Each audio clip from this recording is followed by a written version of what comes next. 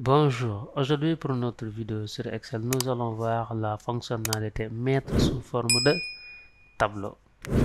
La fonctionnalité mettre sous forme de tableau est vraiment très intéressante. Ça va vous permettre de gagner du temps pour gérer vos tableaux de données. Par exemple, ici, pour appliquer la fonctionnalité mettre sous forme de tableau, je vais venir ici, cliquer sur n'importe quelle cellule de mon tableau. Et je vais venir ici au niveau de l'onglet accueil, dans le sous-groupe style, je vais cliquer sur mettre sous forme de tableau. Maintenant, vous voyez ici, il y a différents types de tableaux. Donc, vous voyez, il y a différents types de mise en forme qui peuvent être utilisés ici. Donc, je vais choisir la mise en forme qui me convient. Par exemple, je vais choisir cette mise en forme. Donc, vous voyez, dans cette boîte de dialogue, j'ai l'ensemble des cellules qui composent mon tableau qui est sélectionné. Et j'ai ici, mon tableau comporte des en-têtes qui est coché. Donc, c'est très important de vérifier que mon tableau comporte des en-têtes et est bien coché. Parce que si ce n'est pas coché, donc si ce n'est pas coché, ça ne va pas prendre en compte les en-têtes que nous avons ici au niveau de notre tableau. Au lieu de mettre les en-têtes, ça va mettre des colonnes 1, 2, 3, 4 et jusqu'à la colonne 7. Donc je reviens en arrière. Je vais aller à nouveau mettre sous forme de tableau. Donc bien vérifier que mon tableau comporte des entrées bien cochées et je vais valider par OK. Donc là maintenant, vous voyez, donc il a pris en compte les en-têtes de mon tableau. Cette fonctionnalité est vraiment très utile parce que non seulement ça va nous permettre de mettre en forme notre tableau, donc vous voyez ici mon tableau est mis en forme, mais en plus on a ici les outils de tri et de filtre au niveau des en-têtes de notre tableau. Donc vous voyez les boutons là, ça sont des boutons de tri et de filtre. Donc ça va me permettre d'effectuer des tri et des filtres automatiquement. Donc tout ça sont des boutons de tri et de filtre qui accompagnent les en-têtes. Donc il faut noter aussi que quand nous avons mettre sous forme de tableau, donc il y a un nouveau onglet qui s'affiche au niveau de la barre des menus ou bien de la barre des onglets. Donc c'est l'onglet création de tableau. Cet onglet, quand je désélectionne le tableau, l'onglet disparaît. Maintenant pour afficher l'onglet ou bien pour voir l'onglet, donc je dois venir nécessairement cliquer sur mon tableau. Donc dès que je clique sur mon tableau, l'onglet création de tableau réapparaît. Donc au niveau de l'onglet création de tableau, j'ai plusieurs fonctionnalités. Par exemple, ici au niveau des options de style de tableau, j'ai une ligne totale. Donc si je veux ajouter une ligne totale, donc quand je clique, automatiquement il y a une ligne totale qui est ajoutée en bas. Non seulement totale, mais dès que je clique sur le montant total, donc il y a un petit bouton qui s'affiche. Dès que je clique sur le bouton, donc je peux avoir la moyenne, le nombre, le chiffre, le max, le min, le max, le min, l'écart type, la valeur. Si je veux utiliser une autre fonction, je clique sur autre fonction. Toujours dans les fonctions utiles, je peux ajouter par exemple une mise en forme particulière, toujours au niveau de l'option style de tableau. Donc si je coche dernière colonne, donc dès que je clique dernière colonne, donc vous voyez toutes les données de la dernière colonne sont mis en gras. Maintenant si je fais première colonne, donc vous voyez, donc les données de la première colonne sont mis en gras.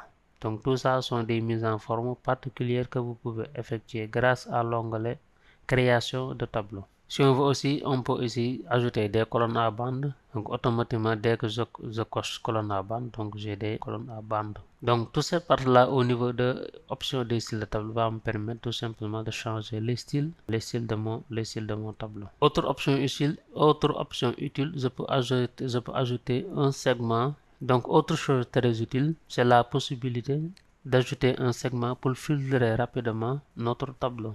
Donc pour ajouter un segment, donc je clique sur insérer un segment. Donc ici je vais choisir les données que je veux insérer comme segment. Par exemple ici dans notre exemple, je vais prendre type de client, région. Donc voici les deux données que je veux insérer comme segment. Donc type de client et région. Ensuite je valide par OK.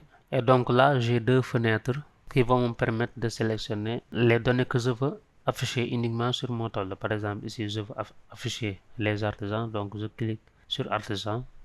Donc automatiquement il n'y a que les artisans qui s'affichent au niveau du type de client. Maintenant si je veux effectuer aussi un filtre au niveau de la région, par exemple j'affiche uniquement les artisans de la région Auvergne, donc je vais cliquer sur Auvergne. Donc il y a que les artisans de la région Auvergne qui s'affichent. Donc ça permet d'effectuer tout simplement des tri automatiquement. Si je veux revenir à mon tableau initial, donc je n'ai qu'à cliquer sur l'icône effacer le filtre. Donc pour effectuer une sélection multiple, c'est-à-dire pour afficher plusieurs valeurs, donc je vais venir ici au niveau de l'icône sélection multiple, tout juste à côté de l'icône filtre, effacer le filtre. Donc je vais cliquer, donc je vais choisir les valeurs que je veux faire afficher. Ici je veux faire afficher commerce, fonction, donc je vais faire commerce, fonction territoriale et service. Et ici je veux faire afficher uniquement la région Auvergne. Donc vous voyez, donc j'ai les types de clients commerce, fonction territoriale et service qui s'affichent uniquement pour la région d'Auvergne. Donc je peux effectuer ici plusieurs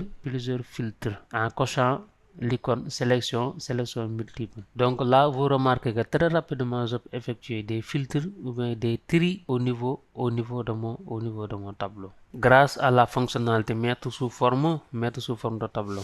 Donc vous avez des fonctionnalités vraiment très utiles et très pratiques grâce à mettre sous forme de tableau qui vous crée un onglet de personnalisation. Et ce tableau a un nom.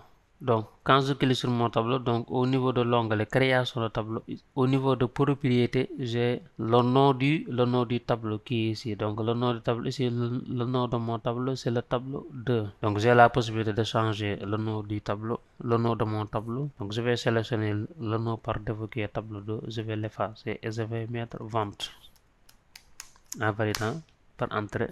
Donc là maintenant, vous voyez, mon tableau porte le nom de vente. Donc je viens de nommer mon tableau. Toujours dans les fonctionnalités très utiles de mettre sous forme de tableau, ici je vais mettre une colonne supplémentaire. Montant TTC. Je vais le parenthèse et vous voyez que la colonne a été rajoutée automatiquement avec la mise en forme. Donc je vais effectuer un calcul ici au niveau de ma colonne. Donc je vais mettre égal. Je vais cliquer sur montant hors taxe.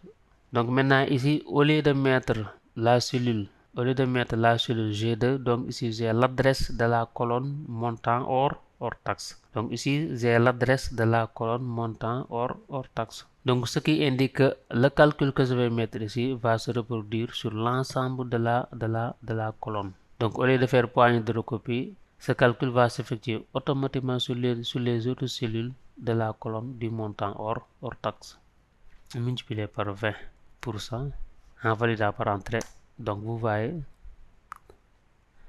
donc automatiquement vous voyez que le calcul a été effectué sur l'ensemble de la colonne de manière instantanée. Donc encore une fonctionnalité très pratique.